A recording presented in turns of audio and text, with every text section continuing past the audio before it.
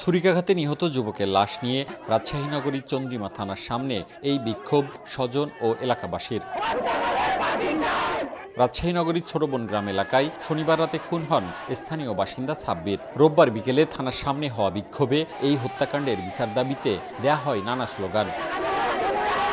স্বজনদের দাবি, পূর্বশত্রুতার জেরে সাব্বিরকে খুন করেছেন একই এলাকার মিজান সহ কয়েকজন। শনিবার রাতে আরেকজনের কাছ থেকে টাকা আদায় করে দেয়াকে ঘিরে হাতাহাতি হয় তাদের মধ্যে। সে সময় প্রতিপক্ষের ছুরিকাঘাতে গুরুতর আহত হন সাব্বির। পরে রাজশাহী মেডিকেল কলেজ হাসপাতালে নেওয়া হলে তাকে মৃত ঘোষণা করেন চিকিৎসক।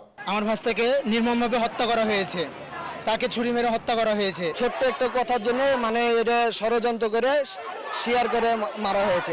আমরা আসামিদের সুষ্ঠু বিচার চাই, ফাঁসি চাই। হত্যার ঘটনায় মিজান সহ 4 জনকে আসামি করে মামলা করেছেন সাব্বিরের বাবা। দাবি করেছেন সুষ্ঠু তদন্ত ও উপযুক্ত শাস্তির।